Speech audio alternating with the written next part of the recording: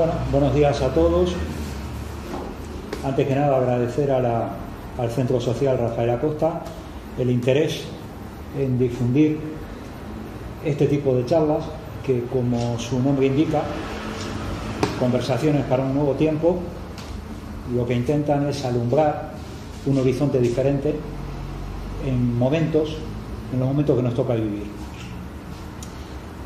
Como sabéis, esta es la continuación de la primera, donde hicimos una presentación del marxismo, utilizando como guía nada menos que la figura de Carlos Marx, y donde intentamos sobre todo situar que el marxismo no es un dogma, es una guía para la acción que nos proporciona una serie de herramientas de análisis, de diagnóstico, para entender la sociedad en la que vivimos desde un punto de vista histórico, y que por lo tanto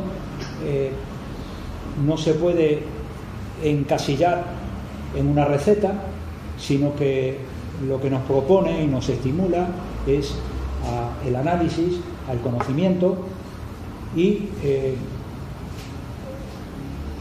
determina que el marxismo no se puede encerrar ni codificar en un sistema cerrado, repleto de verdades, sino que por el contrario es un estímulo para el conocimiento y la acción transformadora. Mientras yo estaba realizando estas notas para la charla de hoy, no pude evitar pensar qué dirá Fukuyama hoy. Fukuyama, el politólogo estadounidense de origen japonés, que a finales de la década de los 80 proclamó el final de la historia y el fin de las ideologías. Incluso utilizó una figura, una metáfora, que fue muy aplaudida por los liberales de la época, y es que los acontecimientos que se vivían, entre los cuales lógicamente destacaba la crisis que vivía el campo socialista, habían colocado en el ataúd del marxismo-leninismo el último clavo. Y yo, como decía, pensaba, ¿qué dirá Fukuyama hoy cuando el mundo entero ha celebrado hace muy pocas semanas los 150 años de la primera edición del Capital? Y lo ha celebrado editando nuevamente el Capital, antologías del Capital, libros y reseñas que intentan explicar una vez más la importancia del capital. Cuando asistimos, también mediante celebraciones, al 50 aniversario del nacimiento de un mito, que es el mito del Che Guevara. Hace 50 años le asesinaron, pero sin duda dieron nacimiento a una leyenda que aún hoy sigue interpelando e inspirando a generaciones enteras. ¿Y qué dirá Fukuyama hoy cuando una parte del mundo también celebra el 100 aniversario de la Revolución de Octubre? Y vamos a dar algunas pinceladas sobre la obra cumbre de Carlos Marx, que es El Capital. Llegados hasta aquí, diríamos, el materialismo histórico, ¿cuál es su definición? ¿Qué es? Nosotros apuntamos que el materialismo histórico, es la concepción, que dijo en su día, y leo textualmente, la concepción materialista de la historia parte de la tesis de que la producción y tras ella el cambio de sus productos es la base de todo orden social. Yo recuerdo también a Lucas, que quizás en un rapto apasionado, Lucas, un filósofo húngaro, quizás uno de los ideólogos más importantes marxistas del siglo XX, lo definió, quizás en un rapto apasionado, como extraordinaria herramienta revolucionaria de la clase obrera. Bien, ¿qué es entonces algo sobre lo que Marx no escribió en concreto, aunque sí dirige el conjunto de su vida y de su obra? Nosotros podemos decir que existe un cuerpo intelectual al que podemos definir como materialismo histórico, pero más que un conjunto de tesis, podríamos definirlo como una caja de herramientas, un elenco de estrategias de investigación presentes a lo largo de toda su obra. yo voy a reseñar el título de alguna de las obras donde esa nueva forma de mirar el mundo, de interpretarlo, está presente.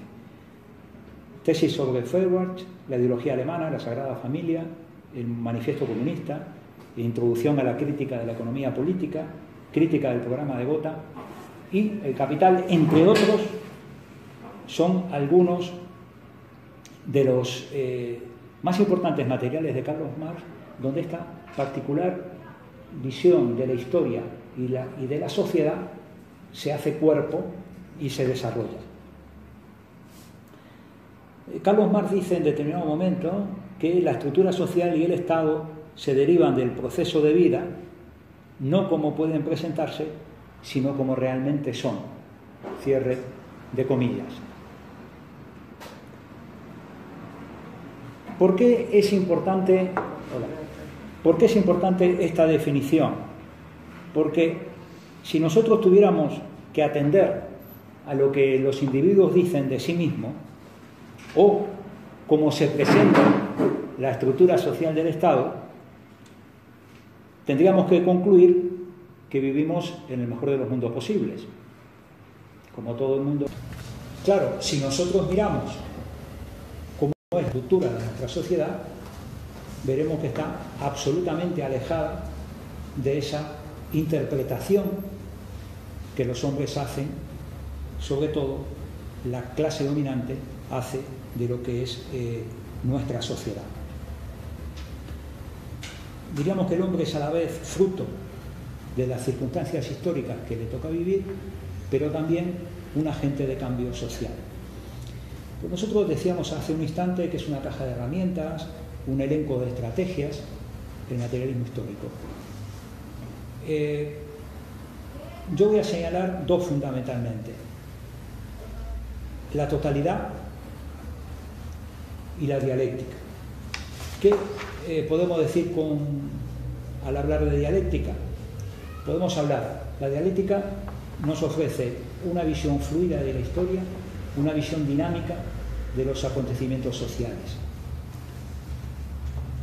Y nos permite ver cómo la historia avanza a través de los contrarios que forman elementos de unidad y lucha. Podríamos decir, no existe capital sin trabajadores.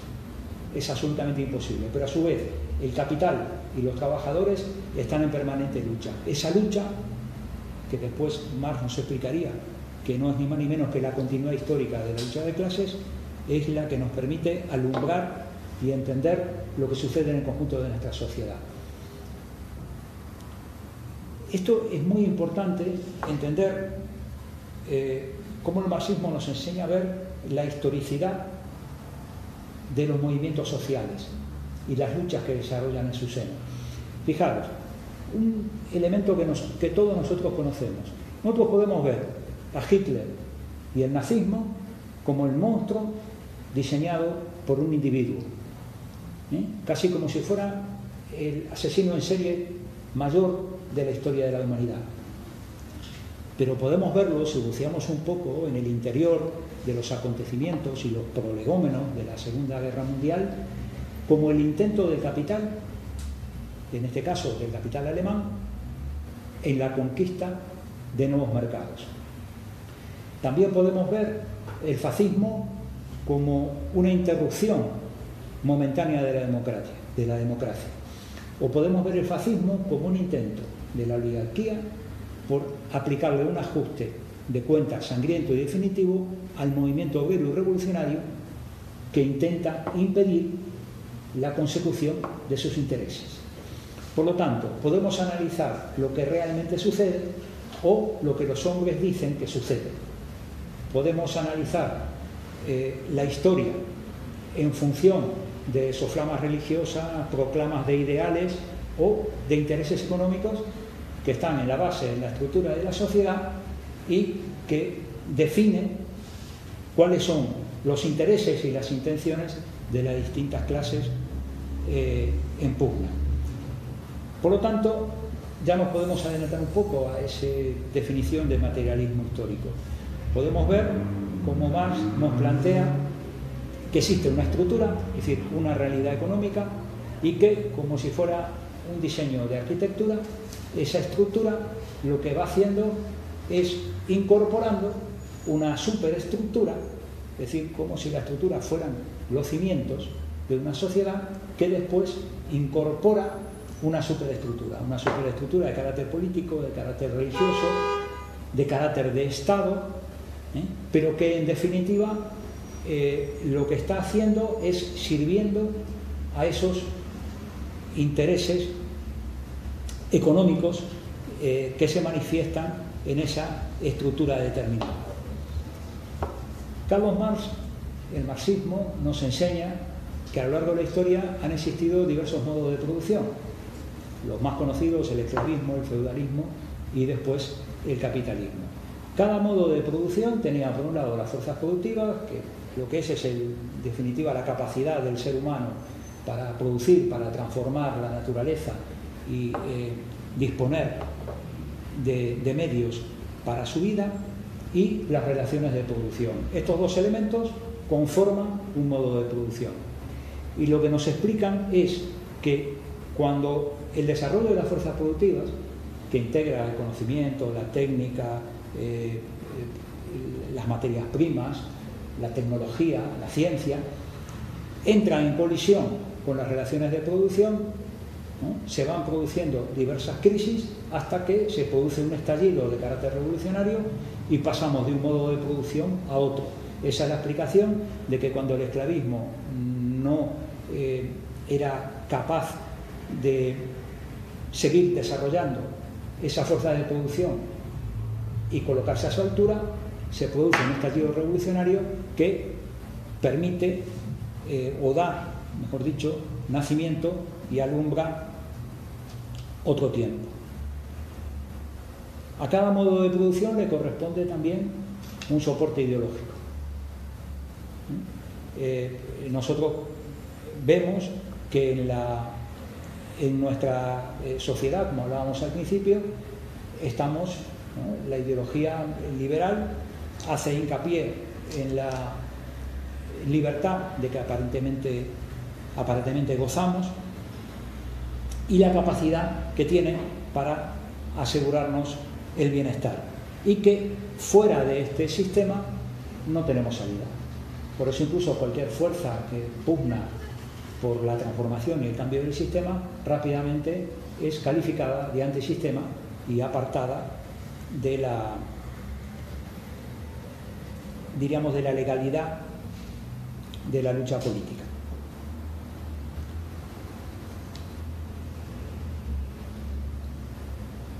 El marxismo nos enseña también cómo el trabajo deja de ser un factor de desarrollo social y pasa a ser un elemento de alienación del trabajador. El trabajador aporta su fuerza de trabajo, pero no participa para nada en la producción, ni en lo que produce, ni cómo se produce, ni para qué se produce. Yo recuerdo un ejemplo en El Capital de Carlos Marx, donde él planteaba que en un momento dado hay una superproducción de sombreros, cuando él decía que puede ser considerado como un elemento superfluo, cuando los trabajadores de la época en muchos casos iban descalzos. Es decir, la anarquía de la producción. En una fábrica todo está regulado, quién produce, cómo se produce, ¿no? Hacia dónde se distribuye. Existe una regulación absoluta, ningún trabajador se puede salir del carril. Sin embargo, esa regulación que existe en una empresa, que existe en una fábrica, se corresponde con una anarquía total en la producción de la sociedad. No se produce para beneficio del conjunto de la sociedad, sino que la producción, la única finalidad que tiene es la acumulación de beneficios por los accionistas.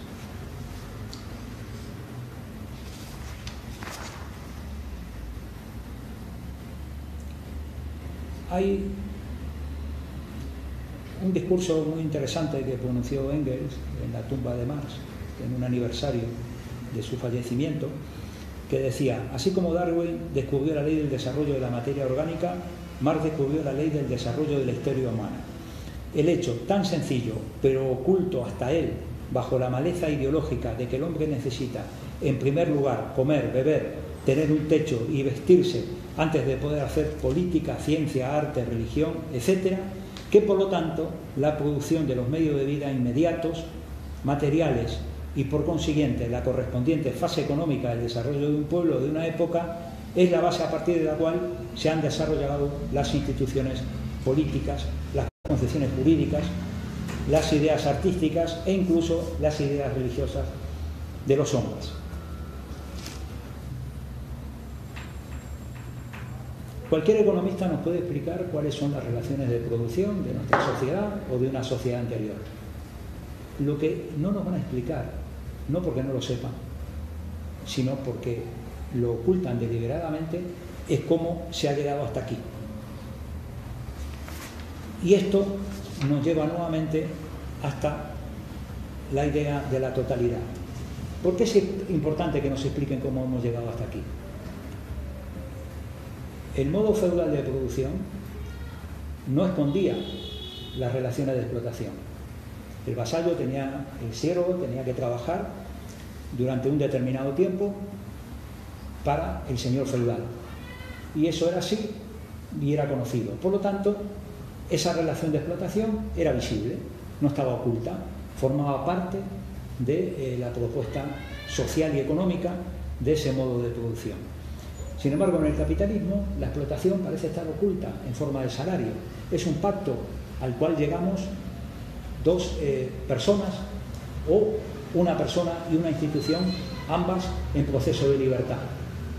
Es aquello que nos difunden permanentemente de que las empresas crean y generan empleo. Nunca nos dicen que las empresas necesitan de trabajadores para acumular capital, sino que parece que estuviéramos hablando de unos benefactores sociales. Y en definitiva, lo que llegamos es a un pacto o un acuerdo en absoluta libertad. Lo que hace Marx a través del Capital, ese libro que es la obra de toda su vida y que cumplía hace muy pocas semanas, como comentaba al inicio de la charla, 150 años de su primera edición, él hace volar, ¿no?, todo ese ocultamiento capitalista, planteando sin ningún género de dudas que el capital no puede existir sin el trabajo y el capital necesita de la explotación. Él hará después una acotación concreta, la plusvalía, para poder existir. Es decir, sin plusvalía no existe el capital ni la generación del capital. Él habla de dos tipos de plusvalía. La plusvalía absoluta, que se alcanza mediante el incremento, ¿no?, de la jornada de trabajo. Seguramente a muchos os sonará de cómo ese incremento de la plusvalía, que él llama plusvalía absoluta, que parecía haber quedado abandonada en el fin de los tiempos, que parecía algo que nos referíamos al siglo XIX, se establece hoy de una forma muy sencilla.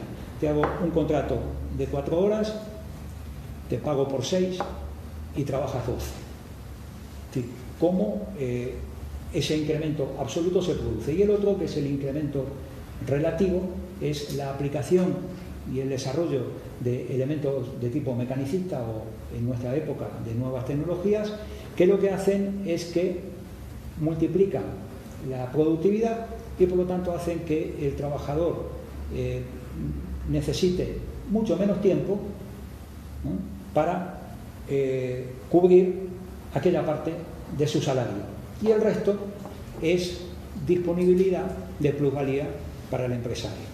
Es decir, una vez más vemos cómo en esa lucha entre las fuerzas productivas y las relaciones de producción, lo que podría ser, por el avance tecnológico, una multiplicación de las posibilidades de la sociedad para el ocio y el bienestar, se transforma en más paro.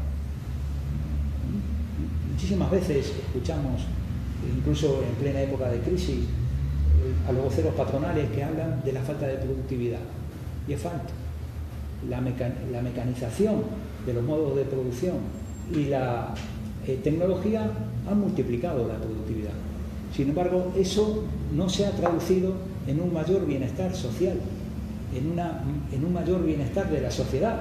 dijéramos, vamos a pasar de las 40 horas a las 35, de las 35 a las 30, vamos a dedicar mucho más tiempo al ocio, a la familia, a las relaciones sociales, al bienestar humano, que es en definitiva lo que debería proponer el trabajo, sino que seguimos trabajando las mismas horas e incluso más, y por lo tanto tenemos ese ejército de reserva, como denominó Marx, a los desempleados. En definitiva, le metemos más presión al trabajador, porque las herramientas que tiene la sociedad a través del poder se han establecido a lo largo del tiempo. Por un lado tenemos la represión, por otro lado tenemos la ideología. Esto ha sido así, es lo que hay, ha existido siempre. Y por otro lado tenemos también la presión del paro, aquello de si no acepto estas condiciones de trabajo, viene otro y las aceptará.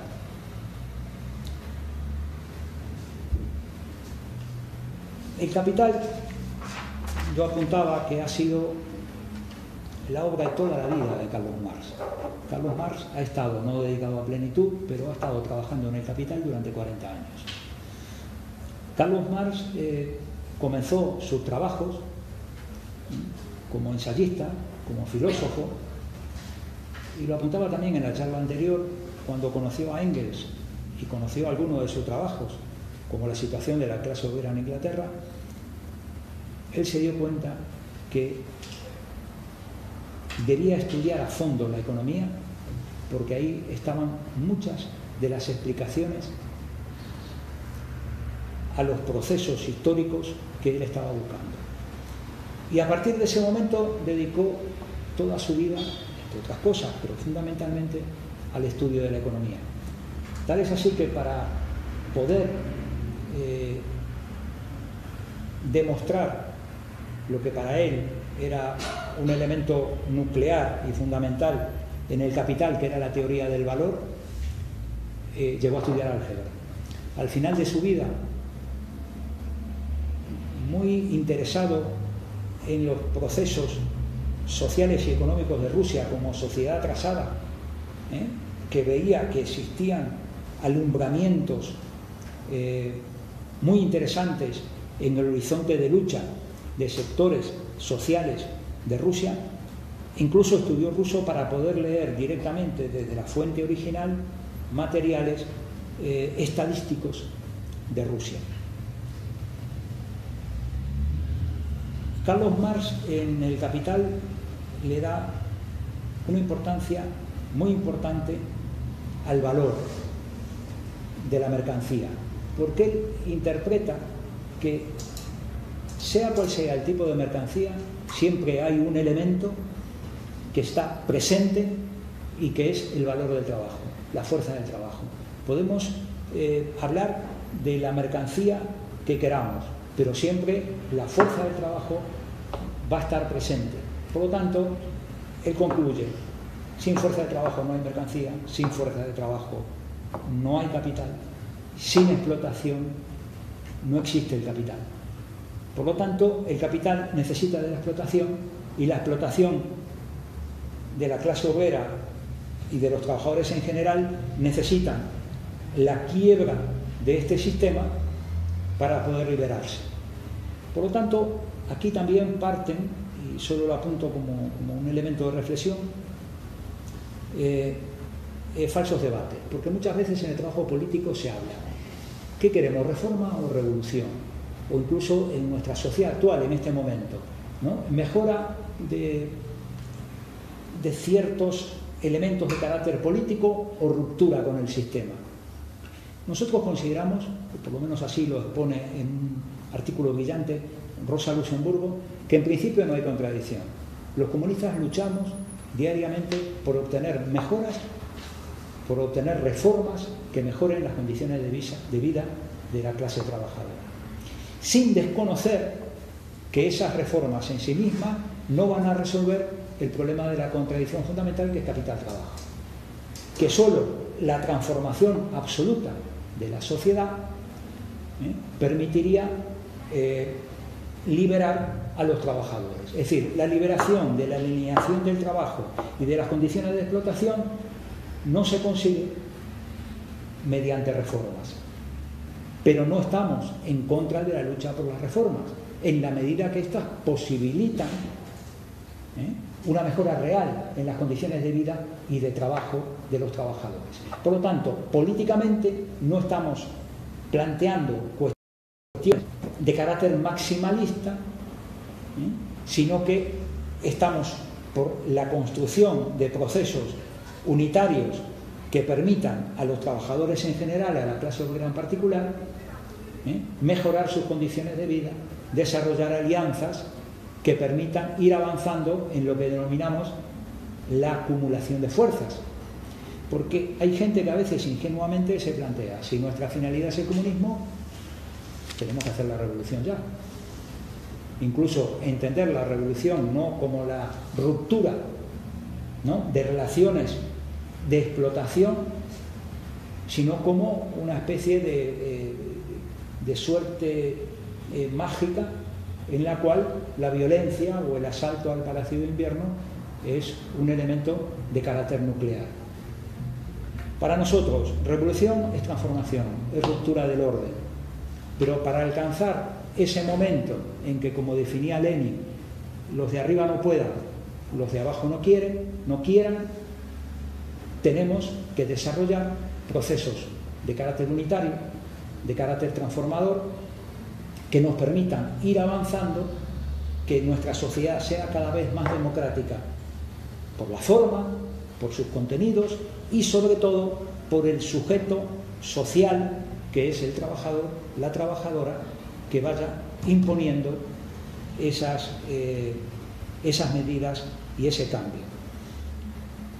Sabiendo que el Estado, como poder nacido de la sociedad, no es un elemento de carácter casual en la sociedad, sino que el Estado es una forma de mantener una opresión determinada y que cada vez se distancia más y más del conjunto de la sociedad. Para terminar,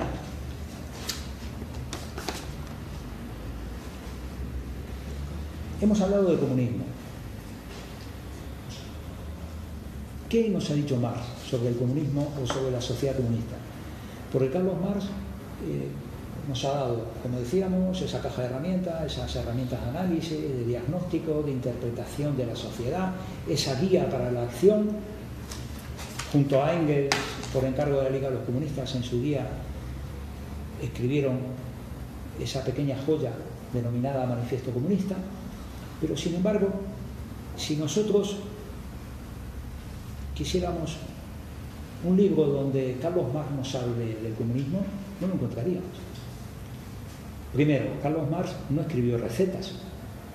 Segundo, tampoco se dedicó a realizar pronósticos. Carlos Marx actuó como un científico que disecciona una realidad, en este caso una realidad histórica, que la analiza en su totalidad para no ver elementos casuales que puedan confundirnos o engañarnos, porque una cosa es extraer un elemento de la historia para poder analizarlo y verlo mejor, como si lo situáramos en un gran microscopio, y otra cosa es analizar fuera de contexto cada uno de los elementos. La crisis capitalista que se produjo hace unos años, o con esa serie de crisis capitalistas que hemos vivido en los últimos años, si las analizamos por separado, pues significa que una en España pues se dio por Estados Unidos, la crisis de los bonos basura, después se vio multiplicada por el pinchazo de la burbuja. Bueno, en definitiva concluiríamos, hemos tenido mala suerte, nos ha tocado vivir unos años de crisis, como nos decía Rajoy, para superar esa crisis hemos tenido que realizar ajustes. Estaríamos viviendo hoy un momento de superación de la crisis, donde, si bien es cierto que los beneficios de esa superación no nos llegan a todos, ya nos llegarán. Casi como si fuera un manifiesto religioso. No te preocupes mucho por lo que pasa en el mundo terrenal. Tu recompensa estará en el mundo celestial. Sin embargo, si nosotros analizamos eso como una continuidad histórica, veremos que no es ni más ni menos que una crisis de carácter capitalista que, una vez más, en la anarquía de sus productos, en este caso de los productos financieros, no son capaces ni les interesa resolver los problemas sociales.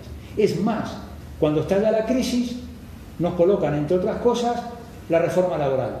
Por lo tanto, utilizan la crisis para hacer aquello que siempre habían querido. Uno, recortar los convenios. Por lo tanto, eliminar una de las patas en que se basa la defensa de los trabajadores, de sus intereses y sus derechos. Recortar los salarios. Habíamos hablado hoy de plusvalía, de cómo se puede incrementar la plusvalía. Pues entre ellas recortando los salarios, que forma más sencilla, incrementando la producción, obligando a trabajar más horas. Estaba todo estudiado en el Capital, más allá de que Carlos Marx analiza el surgimiento del capitalismo y lo hace en el siglo XIX. Pero como vemos, la génesis del capital no ha cambiado. Él decía, una de las maneras de incrementar la plusvalía es el incremento absoluto, es decir, la plusvalía en incremento absoluto, que es muy simple: trabaja usted más horas por el mismo dinero. Por lo tanto, yo más rápidamente pago su salario y el resto es el incremento de mi plusvalía. Por lo tanto, el ser capaces de interpretar el momento en el que vivimos nos permitirá también saber hacia dónde vamos. Y yo decía hace un momento, Carlos Marx no escribió ningún tratado sobre el comunismo. Él no se dedicó, no es un adivino, no es aquello de que llame al 900 no sé cuánto y dígame cuál es mi problema fundamental y cómo lo puedo resolver. Ese no era Carlos Marx. Carlos Marx era un científico que se dedicó, como decíamos, a intentar encontrar explicaciones a los movimientos históricos y sociales. Sin embargo, nos ha dejado algunos apuntes también a lo largo de sus escrituras, algunos magníficos en el debate, en la crítica de Gotha, que él lo que hace es una crítica al programa socialdemócrata alemán. Es una lectura además muy breve, muy fácil de leer para ser de Carlos Marx, que en algunos momentos es bastante oscuro en sus trabajos y en la redacción de sus textos. Pero podríamos concluir que a través de lo que nos ha escrito Carlos Marx, el comunismo es un movimiento político y social que se incardina en una vieja tradición a favor de la liberación humana y que lo hace en un momento concreto, que es en el afianzamiento del capitalismo. Nos habla también de comunismo como ese movimiento que desarrolla el sector de los trabajadores más consciente y resuelto en la lucha entre clases. Nos habla del comunismo como lucha por la libertad concreta, no por una libertad difusa, y él le añade superación de alienaciones,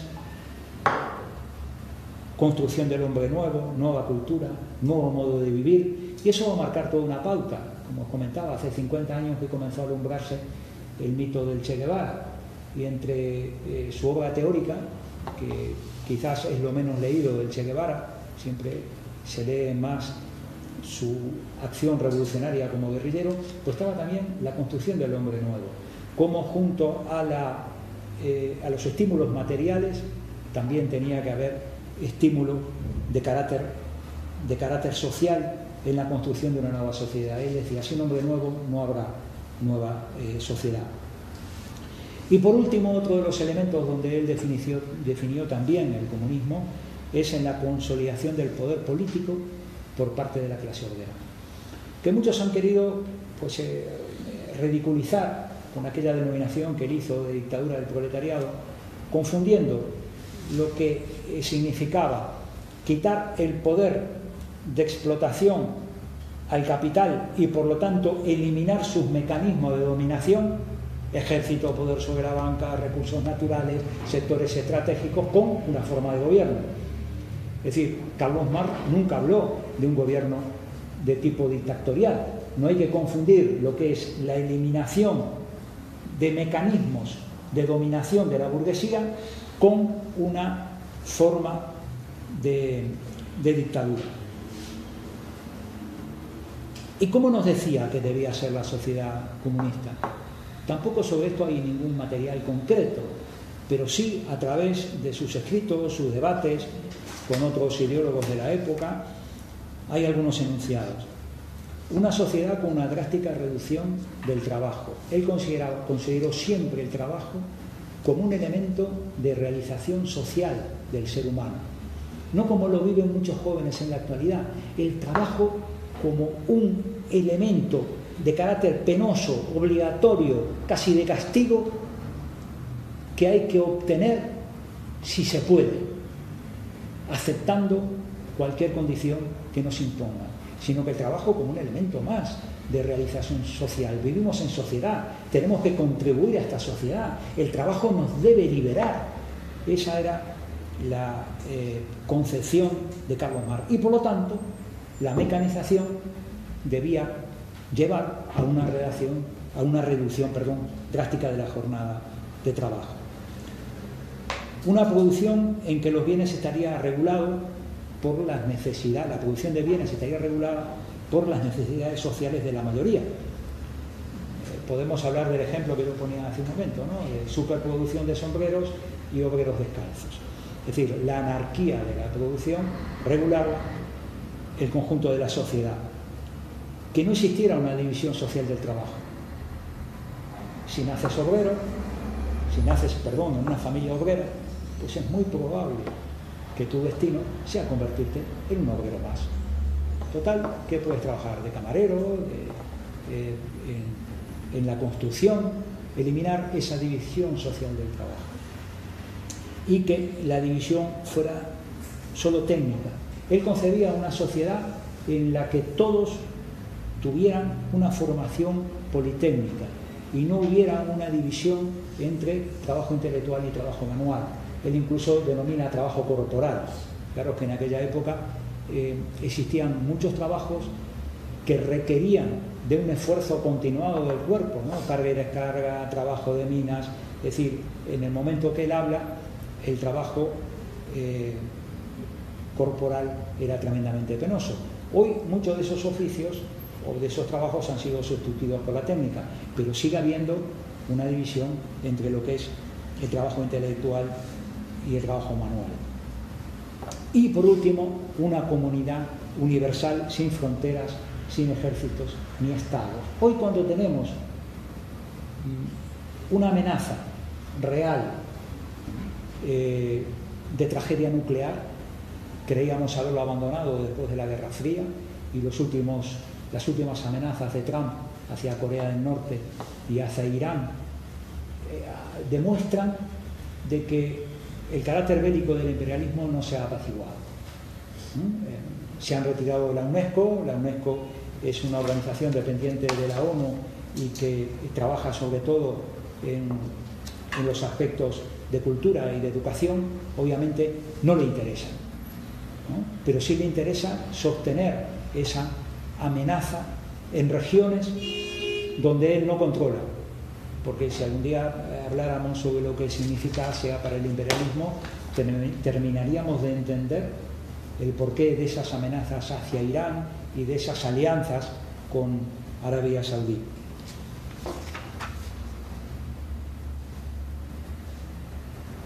Y ahora sí, ya es el final. Y quiero terminar hablando del futuro, ¿no? El marxismo hoy podríamos definirlo una vez más como un arma cargada de futuro. El último día que Carlos Marx se sentó a trabajar en su escritorio y ya no pudo levantarse, él murió como un revolucionario a pie del trabajo. Las organizaciones obreras eran escasas y eran débiles. Se habían producido ya elementos revolucionarios muy importantes, como la Revolución del 48, la primera revolución donde el proletariado actuó como clase independiente, la Comuna de París, la primera vez que el proletariado asalta el cielo y lo coge con las manos, aunque por poco tiempo. Pero más allá de esos momentos revolucionarios muy importantes, las organizaciones obreras eran débiles. Hoy, y pese a los retrocesos que hemos vivido en las últimas décadas, hay partidos comunistas y organizaciones revolucionarias y de izquierdas en todas partes del mundo. En algunos sitios, pocos es cierto, pero incluso gobiernan. En otros condicionan las políticas de los gobiernos. Y en otros muchos alimentan el espíritu de la clase obrera, ayudando a su organización de carácter sindical y de carácter social. Por lo tanto, ese ataúd que quiso enterrar Fukuyama, así empezaba yo mi intervención, hoy no tiene a nadie dentro. Ese ataúd hoy solo encierra los miedos y las aspiraciones de los que habían hablado del final de las ideologías. Hoy el capitalismo se nos antoja como un tren desbocado, un tren que ha perdido los frenos y que va disparado hacia el precipicio. Y el comunismo es el freno de mano. Es la única posibilidad que tenemos para controlar esta carrera desbocada que no nos conduce a ninguna parte, por lo menos a ninguna parte buena. ¿Por qué decimos eso? Hagamos una síntesis. Alguien podría decir que es de carácter catastrofista, pero vemos. El capitalismo destroza la capa de ozono, instala misiles en lo que llaman la guerra de las galaxias, llena de chapapote los océanos, realiza incluso pruebas nucleares de carácter subterráneo. No existe otra ideología con capacidad para poner freno a todos estos desmanes y alumbrar una nueva sociedad. Por lo tanto, yo culmino estas dos charlas animando a los que la hayan visto a través de internet o las que han estado aquí presentes a que prosigan el legado de Carlos Marx. No las recetas que alguien pueda, o incluso yo mismo, colocar encima de la mesa diciendo esto lo dijo Carlos Marx y como lo dijo Carlos Marx va a misa.